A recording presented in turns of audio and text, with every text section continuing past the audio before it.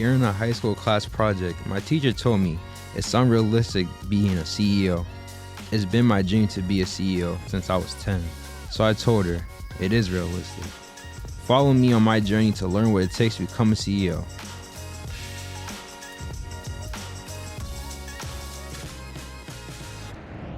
Hey guys, welcome to another episode of the Realistic CEO podcast. Today I'm here with Freddy.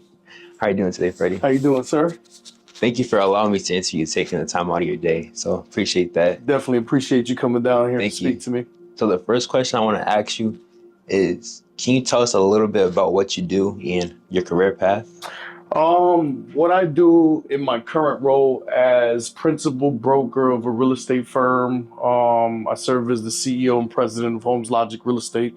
I have other business ventures, but for this conversation, we'll speak strictly about Holmes Logic, the CEO, and anything real estate related, because I'm invested in other things, but we'll speak about that for now. So can you tell us a little bit about your journey to how you got to where you are today? Journey on how I got here. That's a big question. I'll say from the beginning, landed in Springfield, Massachusetts from Puerto Rico in 1978 as a 3-month-old baby in the largest snowstorm in the history of Springfield, let's say. And came here with some parents that didn't really speak the language, know the country or anything else. So I was just a little kid, started going to school here. Integrated in the housing project, community, local schools and everything else. And then started working in the mailroom after multiple jobs, pizzeria, different things, restaurant work, stuff like that. I went to go work in the mailroom in corporate America. At the time it was Phoenix Group Services, and I started in the mailroom. A few months later, I was data entry. A few months later, I was customer service. A few months later, I was head in customer service. And about a year after that, I was central services manager, had about 35 employees under me. So about a year and a half into the job, I had about 35 employees under me. I, to this day, only have a high school diploma as far as formal education. But I worked my way up, and by the time I was 21, I had a job that you needed a master's degree and 10 years experience for. So you said that you start off in the mailroom and you made your way up pretty fast. So really fast. How are you able to do that? Honestly, I'm a problem solver, which means if I see a workflow and I see holes in it, I do business development. I'm business development minded. Very simple. The mailroom, they were taking one file at a time, filing it away. I literally just spent half of the day sorting the files and then put them away in an hour. So they were like, wow, they were able to get rid of 2 jobs or promote them to other things. And just because I was able to save them money, they paid attention to me. And that was really what happened. I was able to save the company money and show them how to advance some of their systems, their best practices, and that put a spotlight on me. So can you tell us how you got into real estate? What was that journey like? All right, so real estate is back when I was like 21,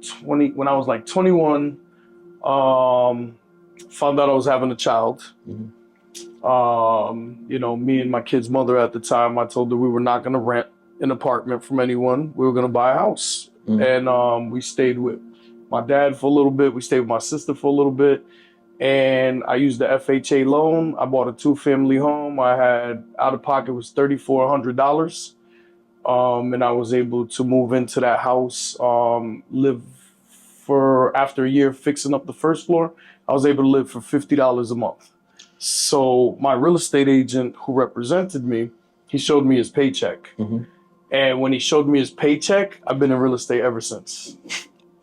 So can you tell us what an FHA loan is? FHA is Federal Housing Administration loan. It's a HUD loan. Basically, it's a government loan. It's a government-backed loan for people to qualify to purchase a home, because when the federal government backs your loan, then the bank is taking less risk. And if they ever foreclose, those are the ones that become the HUD homes, because HUD is who provides FHA funding. So it's a government-backed loan that allows you to have higher debt-to-income ratios than a regular conventional loan. So it's to be able to provide the working class, I'd say, the ability to purchase homes. Mm-hmm. Yeah. So you said ever since you seen that paycheck, that's when you realized that you wanted to be in real estate. So can you tell us a little bit about like the process that you took to make sure that you became a real estate broker? Yeah. So at the same time, things happen in life, and the job at Phoenix Group Services had become General Electric.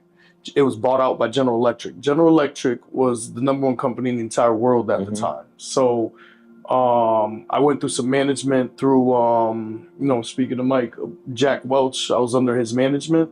I was 4 tiers under him at that time. And that whole world ended because the company laid off a lot of people and things shifted over there. And real life happens. And so when I saw, his name was Frank Bell from Remax, I remember him. When I saw his paycheck that he had helped me purchase a home, and what he did is he just was a friend. He was a friend. He was giving me advice. I was buying the home, and then he showed me his check, and I said, "Oh, I need that." And he said, "You do great in real estate." And I said, "Oh yeah, how do you do that?" And he told me. So at that time, I took a 24-hour course. Back then, it was 24 hours. I went on Saturday for 12 hours. I went on Sunday for 12 hours. And by Wednesday, I was licensed. By about a week later, my best friend was under agreement. Another one of my friends was under agreement. I had 4 deals going right away. Right away. It's probably first 30 days I had 4 deals going. Because back then I didn't have much competition because there wasn't much minorities in the business back in 2002. And a lot of urban people, the urban working class, had no touch with real estate professionals in their circles. So as soon as I popped up, I was the real estate guy. You know how now a lot of people are the real estate people? Back then, I was the real estate person. So it wasn't too hard to break into the market or talk to people and educate people on how to buy a home. Nowadays, people know how to buy a home, or they can Google it, or they can do whatever. Back then, this is like pre-MLS internet, or you had to pay like a big fee to be on there, and we just had the big books. So we're talking a while back. So, say somebody wants to come into real estate, what is some advice that you would give to somebody?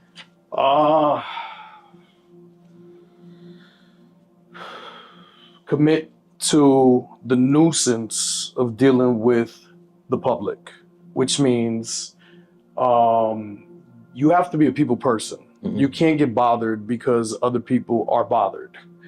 You can't get mad because someone is not moving the way you want them to move, or the way you would move if you were the one purchasing or selling a property or investing or whatever it is. You got to really know your market. You got to come into this game really understanding what the market is. You have to learn it. You can't come in here and just chase checks and grab someone and try to get them a property or whatever it is without educating yourself. It's kind of like going to a lawyer and they're walking you through the process. Ultimately, you make the decisions with your lawyer. But they're the ones who are giving you the advice, the legal advice. That's all they can provide, but they can't make a decision for you unless you give them power of attorney. Same thing with real estate. We're facilitators, but the public expects us, because we portray ourselves as professionals, they expect us to actually be professionals. And in real estate, a lot of people are not professionals. They just look professional. There's a big difference. So I would say if you're going to get into it, commit to really doing right by people. The checks will come. If you understand the business, people need to buy a house. People need to sell a house. That's not going to change whether you're in the business or not. If they work with you, is based on who you are and what you provide while you're working with them. So I would say if you're going to get into real estate, don't do it for a paycheck. Do it because you want to provide the best customer service possible. So you talked about like you can't be bothered because people, they kind of like get distracted. It's like, How are you able to make sure that you're able to stay professional when somebody might come and like kind of give you problems? Master the process, which means when I speak to you and you're going to be my client, I tell you what to expect, the good, the bad, and the ugly through the process. This is a repetitive process. Real estate is a repetitive process. You've done it once. Besides, every single case is individual. So you're going to come up with different obstacles and different things that happen. But overall, if you know your process, you say, hey, listen, when you have a conversation with your client who's buying a house, needs closing costs, is only qualified for the median area purchase price, which means you have a lot of competition. If you don't tell them that they have a lot of competition and you put in an offer for them, you did them a disservice because you're setting false expectations for them. So setting true expectations, giving bad news when it's needed is very important. So to say, hey, listen, when you speak to them, say you are in a category of home buyer that a lot of people are in. The average person in that category has to put in 4 to 8 offers before they receive their offer. Are you ready for this? And if you're not having those conversations with them, when they submit an offer, now they're going to say, oh, I want to quit. I don't want to do this. Why did I submit an offer? Why didn't I? So it's all about preparing your clients for what's to come. You already know what it is if you're a true professional in this industry. So how important is communication being in the real estate industry? In real estate per transaction, there are about 11 people involved, like a football team, like an entire football team. You have your lawyer, you have your other real estate agent, you have the other lawyer, you have transaction coordinators on each side, you have an appraiser that gets involved, you have a fire marshal that gets involved, you have a lender, a processor, you have an inspector, and that's pretty much the basis of it. But there's a lot of people. So you have to know what's your position, just like on a football team. You have to know what your position is per play. And a lot of times on our end, we try to manage that entire process as if we are the quarterback, right? And sometimes the attorney grabs that role, and sometimes the other agent grabs that role. But just understanding where you are in the process and what your actual job is and how it relates to the transaction saves a lot of headaches. So throughout your career, what has been like the ups and downs, and like how have you been able to overcome the downs? All right, so I'm going to talk real estate. The ups and the downs are when you go 3 months without a transaction closing and the bills still got to get paid. That has happened on multiple occasions, and you know, some people be out here and probably won't admit that. I'm gonna admit it. It's ugly. It's ugly because let's say in 2005, 2006, banks imploded, which means there was about 65 banks that closed in like 3 days, and these are major banks. So all of these transactions that were in process. For 65 banks, let's say each of them had 20 mortgages closing, they didn't close. And some of them had hundreds and thousands of mortgages that did not close. So there's a documentary on HBO on what real estate agents went through at that time. It was related to the stock market. A lot of real estate agents crashed because they were selling homes at 210, and that 210 dropped to 46,000. So now try to convince someone to buy a house, even at 46,000, that just dropped $80,000 overnight.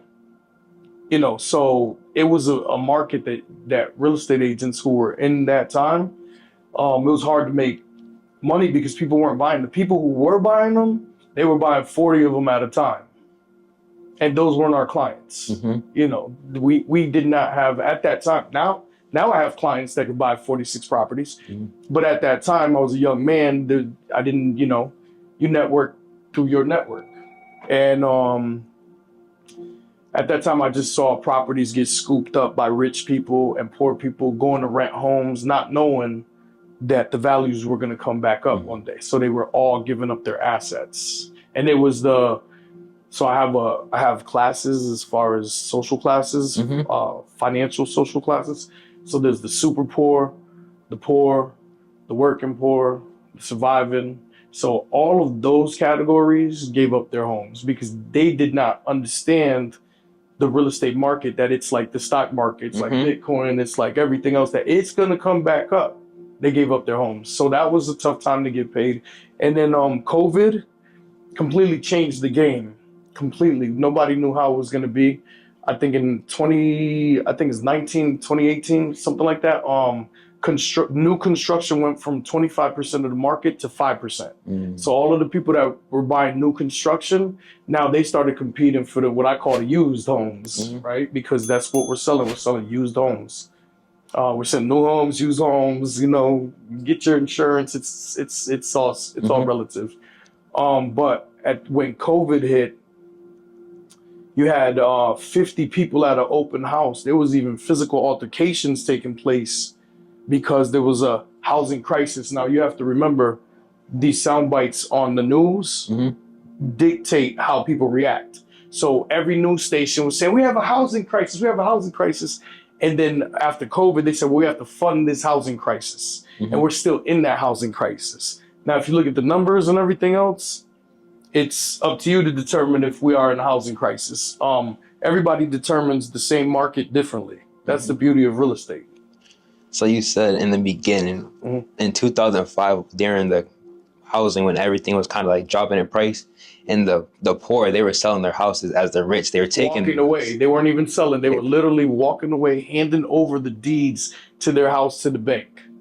Literally. So in that moment, when you seen the poor just giving their houses away, and then you're seeing the rich just scoop up all their house that they're giving up, like, what was your thought process behind that? And like, how are you able to make sure that that doesn't happen again and they understand what's really happening? At the time, I did not understand it. I had never seen nothing like it in my life. I didn't understand it. I understood it actually in 2011, let's say 11, 12. Then I understood it when I started meeting the people who were selling those houses. Like, yeah, I bought 43 of them back in 2005, 2006. Now I'm unloading them at 200. At that time, they were unloading them at 200. So they went from 46 to 200. That's when they started selling them. So they bought them in 05, 06, kept them to like 11, 12, started unloading them. Some of them stayed to the next wave, which was 2022.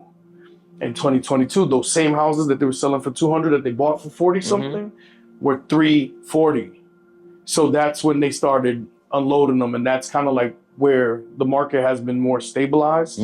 But I didn't understand it now. I do think that back then, someone would own a house, their mortgage was $1,200, they'd go rent an apartment for $750 and walk away. Now they're paying more than $1,200 for rent, so they're not walking away. One of the biggest factors on why people are not going to walk away, because it's just as expensive to pay your mortgage than it is to pay for rent. And you have to qualify for an apartment nowadays. Like before, they didn't care. You have to make 3 times the income a lot of times. You have to qualify more for an apartment than a house sometimes. It's not the same game. So it's not as simple as take my house because we're going to move next door to a friend who's going to rent it to me at $750. That's not the case anymore. Plus, I think our generation woke up from a lot of things. Our generation, we have the generation before us, which fought the civil rights movement and everything else. And then our generation came in, and we still fought the same fight in human rights and all of this stuff. But our generation kind of picked up on a lot of things, like fool me once, fool me twice, you can't fool me 3 times on the same thing. We're just a little bit more savvy, more witty, and protective of our assets, our finances, or we wouldn't be having this conversation right now. So when you're building a team, like, what are some things that you're looking inside of a person to make sure that they fit your style? It's not really my style. I just need them to understand themselves. I need them to understand who they are and what their strengths are. And if their strengths are not apparent to them, then we have to find them.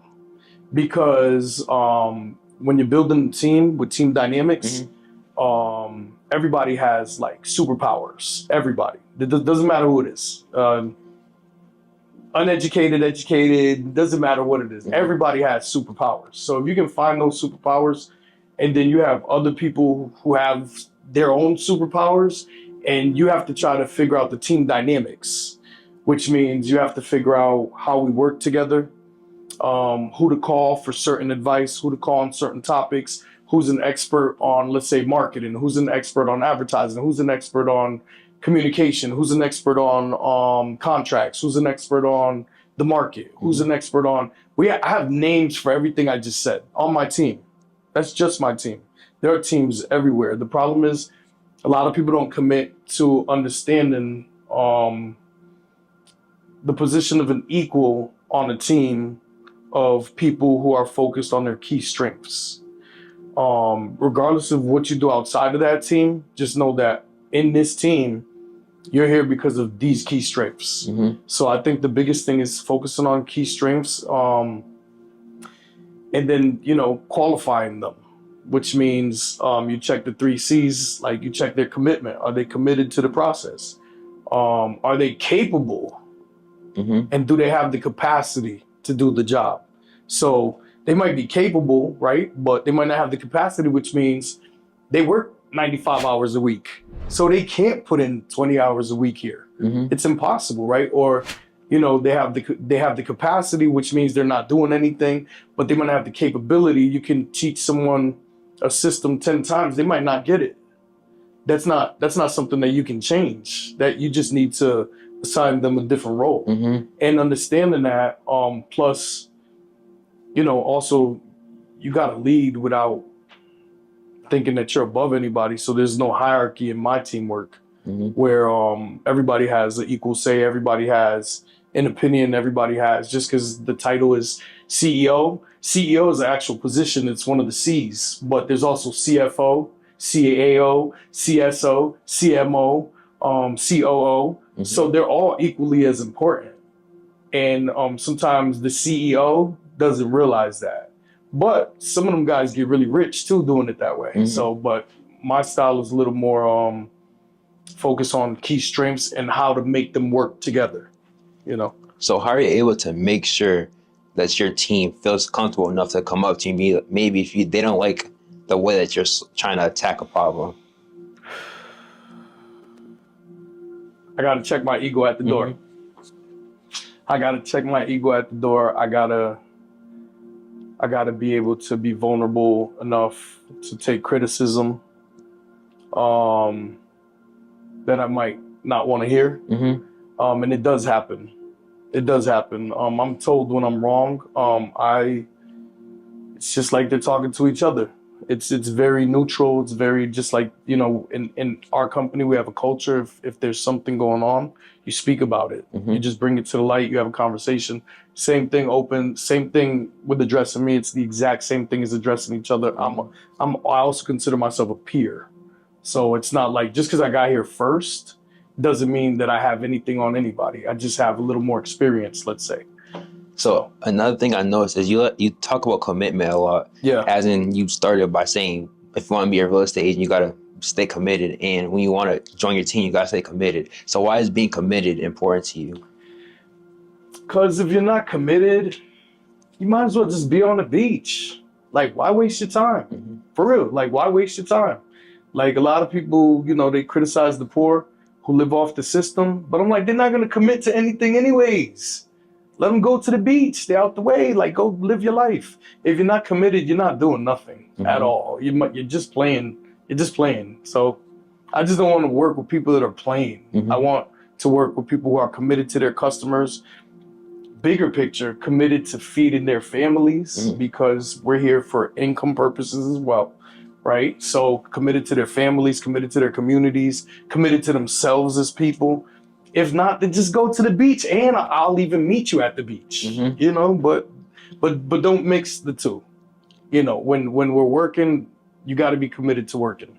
So another thing that you talk about when building a team, and you said like everybody kind of like superpowers, and you might not understand what you have, so you got to help them find it. So how are you able to make sure that the people on your team figure out their superpowers? So everything that I ever speak or anything that I ever work on or whatever was not created by me in any way, shape, or form. It's all the people before us. I just learned from people before us.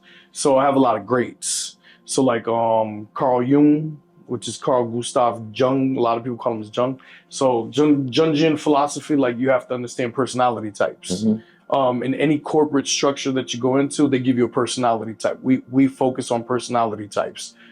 We focus on work style. So there's like the DISC assessment. We focus on approach style, which is like the birds, which is the DISC assessment through the birds. There's the owl, the dove, the peacock, and I think it's the eagle.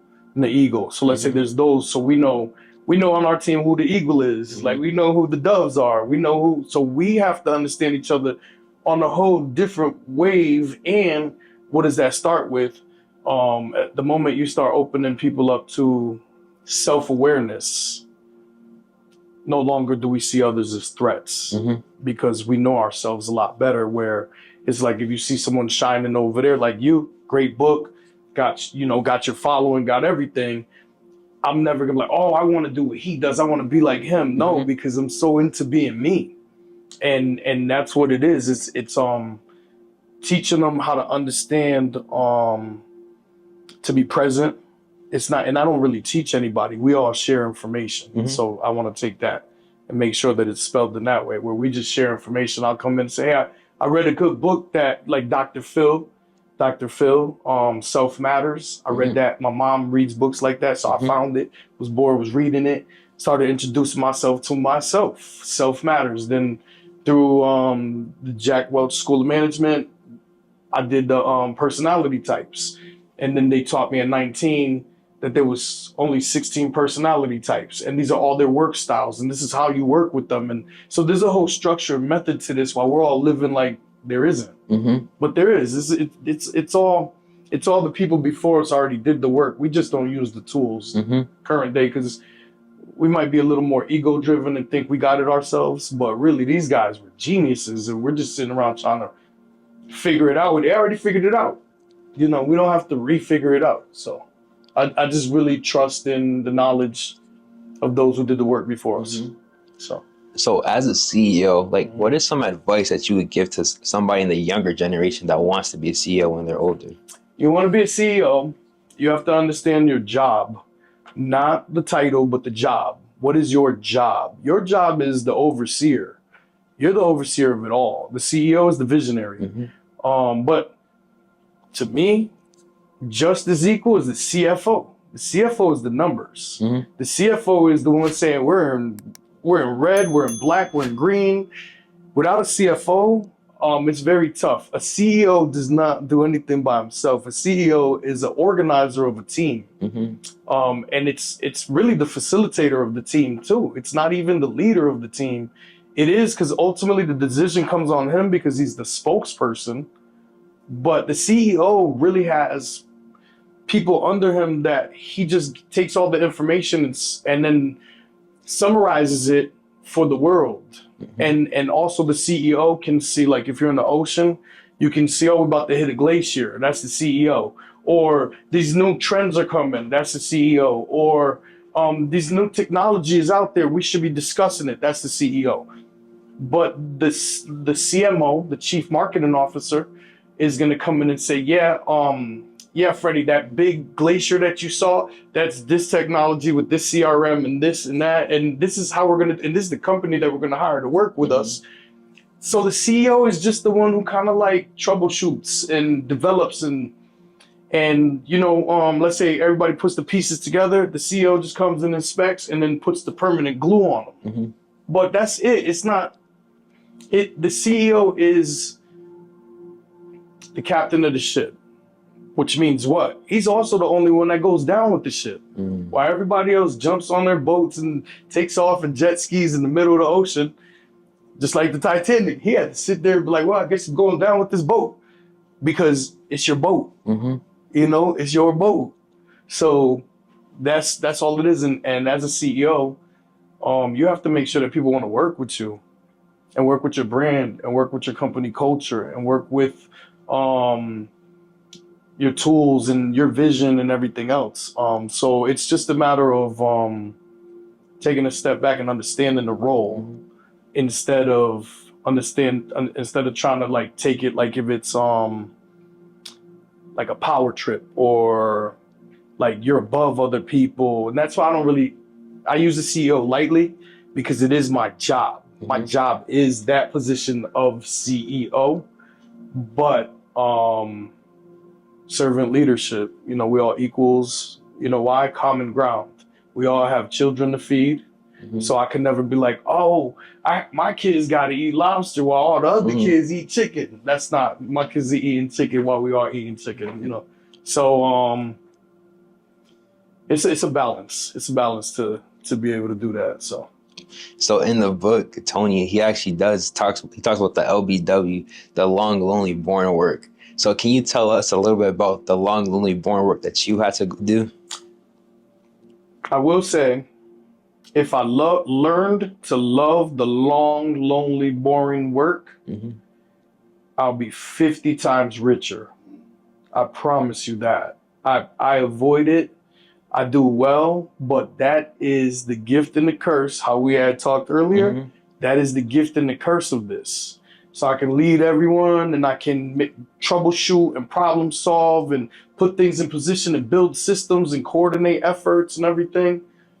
But then I have to do my time, which is my actual work. So a lot of people don't realize that the CEO does have to seclude themselves from the everyday operations and planning and structures to really do CEO work, which is get on that desk, make sure documents are right, make sure everybody has what they need, revise tools, check the numbers, because the CEO checks everyone's work. So even though the CFO is the head of the numbers, the CEO verifies the numbers. COO, head of management, the CEO helps input the policies and procedures in place and trainings and all of that stuff. So it's a lot of work to make sure that everyone is doing what they're supposed to do correctly, and that you're doing your part to make sure that they can do their job. And that is partial love-hate kind of work. So, yeah. So you said if you're able to embrace it earlier, you have a lot more money. So how are you able to make sure that you're embracing it now so that you don't make the same mistake that you did before? It's an everyday struggle. It's a recommitment on a daily basis. It really is, because sometimes you look at your phone and there's 14 people that need something. And then you have your personal life. So you have your kids, you have your loved ones, you have your family. And then you have your community if you're involved in the community. Then you have your community that needs things and everybody's pulling on you. And then that goes to 32 things that you have to get done. And guess what? That's 32 people you have to get back to. When it gets to that level, sometimes you just want to shut your phone off and take a break. So what I've learned is I take the break. Before I wouldn't take the break. I would try to get it all done. I respect mental health. I respect the pressures that we all live under. And I am aware of when I'm going to reach a burnout point and I have to take that time out. And hopefully I have the right people around me and the right team and everything that I'm able to take that time out and not burn out. Because what can happen is if the CEO burns out, the whole ship can go down. So how are you able to make sure that you have the right people around you? So they're like, yeah, you got to chill out a little bit. You're going a little too. Yeah. I think people can tell who's really around them, that really cares about them. There's tells. There's a lot of tells. And I think that people who are just good in nature and are here, let's say for the better good, pretty much will point out those things to you. It's kind of like if you're really drunk one day and your friend takes your keys from you and says, I'm going to put you in an Uber, I'm going to drive you home.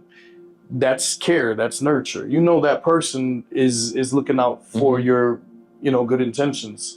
So it leaves clues. People leave clues. And then you can also tell the opposite. Unfortunately, there are situations in which aren't the healthiest. And you got to be able to guard your energy. We don't recruit. There's real estate companies out there. I won't say your names, but there's real estate companies out there that have 3 full-time recruiters. Literally, they get on the phone with strangers. We do not want strangers that do not carry certain core values in real estate specifically to work with us. Mm-hmm. So if you're willing to put your client into a trap because you need a check, then this is not where you should work. Mm-hmm.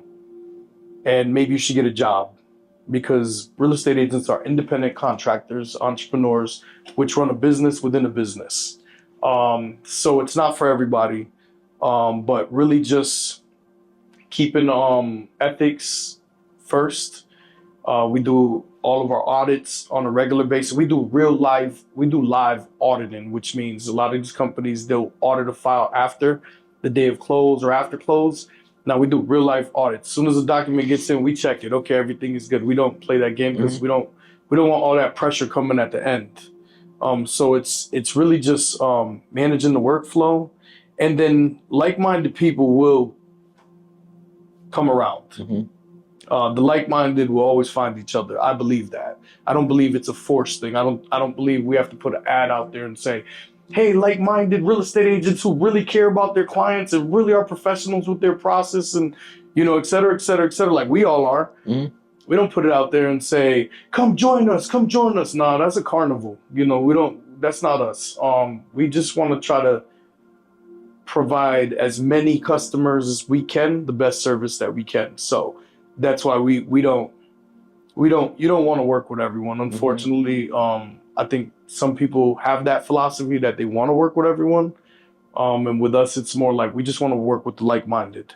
So I have a couple more questions for you. Okay. So you're a family guy. So I want to talk about how you're able to balance your work life and making sure that you have family time as well.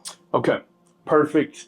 Is that as I chose real estate because of the flexibility in the hours, which means I dictate what times I'm available and what times I'm not. So I was able to balance, being a single dad and having my kids. I was able to balance leaving on Mondays and Tuesdays for the last 13 years to go make dinner for my kids. Mm-hmm. So I was able to kind of give them that family, come home to a meal. They get home 3:30, meals done, whatever. I'm doing laundry, I'm doing whatever, right? And during that time in real business, people aren't calling Freddy. It's weird. There's hours during the day. It's kind of like in the restaurant business. People shut down for certain hours in the restaurant business because nobody shows up. Mm-hmm. Same thing during regular business. Between 2 and 3:30, nobody really calling because everything, if it was urgent, by 10 o'clock is getting dealt with. And if it's for the evening, they're calling you after 4 o'clock. So I've been able to sneak away and you catch me cooking with headphones, having meetings, doing whatever I got to do. But, I wanted to kind of, it was selfishly, it was really for me. Mm-hmm. I wanted to share that with my kids. I don't know how special it was for them, but I always wanted to be because, my mom always had a hot, warm meal when I came home from school. So that was important to me. So that's how I balance it. And then right now I got a group text with my 3 kids. They're older now. There's one of them is a senior in high school. One of them just graduated high school. And one just graduated with her associates. So it's a different thing. I have a group text and we're planning on going to Boston on Saturday. And what time? And I'm like, I can't deal with that right now. So I'm ignoring the group text. But I know we're going to see each other on Sunday, all of us. So things like that. Now we plan. It's a little different now. When they were younger, I had to be a lot more physically there. Where now my son has a job. All 3 of them are working. So I'm able to balance it out a lot better now. Yeah. So the last question I want to ask you is, what's a fun fact about yourself that nobody really knows? Okay. So in 10th grade, I think it was 10th grade. Could have been 11th, but I think it was 10th grade. I had to take technical math at Putnam High School because I was in the carpenter program. So I'm a certified carpenter by Putnam. That's how I got into properties. So in 10th grade, I was the only one out of 41 students that could solve the math problems because it's problem solving math. So out of 41 students, literally I would get picked on, I would get tortured because the teacher would always be like, I'm sure Wilfredo knows the answer. And I'd be like, yeah, it's 47. Can you come up here and show them how you, no, I'm not coming up there, miss. They're picking on me already. You know, they bother me. They like, no, I'm not that smart, mister, stop. And so she gave me the most logical person at Putnam that year award. So I got picked on for, I played football at the time. I went to my football banquet and they were clowning me. Oh, Mr. Logic. Oh, Freddy Logic, Freddy. And then the whole football team like, Freddy Logic. So they were ridiculing me. And it wasn't until years later when I started understanding personality types and everything else that I'm the INTP of the personality types, which is the thinker. And it's the introverted, intuitive, thinking perceiver. And that person is the logical one out of the 16. So then I just ran with it. Started with Logic Entertainment, started with Holmes Logic Real Estate. Before it was Logic Realty Group. I got Logic tattooed on my hand. Like, you know, everything is based on logic. And then when I worked with Mr. Plotkin, Evan Plotkin at NAI Plotkin, I worked with him for like 12 years. We took a mind scan test and I'm 80% logic, 20% feeling. So it's kind of like, and that was like a $5,000 test, you know, so I just ran with it. I understood myself. And so I just attached logic to everything and kind of like, I'm a problem solver through logic. So that's like, you know, a lot of guys, I make music too. I used to rap and, you know, be in the studio and everything. So a lot of, like, I'll be walking and people just be like, hey, Logic. They call me Logic. So that's a fun fact. Holmes Logic is, there's a little branding to it that's in there is hidden. You know, it's me, but it's hidden. You know, because you don't want nobody running around with a Freddy Lopez shirt. That doesn't make sense. It just doesn't make sense. You know, so I kind of threw the little hidden, and then we do base our real estate on logic. Like, what are the things that they have to think of through the process? What are the next steps logically? What are their options? You know, and we all base it on that. You know, it becomes cheesy, but I embraced what I was taught about myself, that my strength is logic. So I really embrace it. So thank you for coming out to the podcast today. Thank you for coming. Thank you for having me. This is great. Yeah. Really appreciate you taking the time out of your day to allow me to interview you. So thank you. Appreciate it. And good luck to you on everything you're doing. So guys, this is the end of this episode. Thanks for watching. See you guys in the next one. Peace.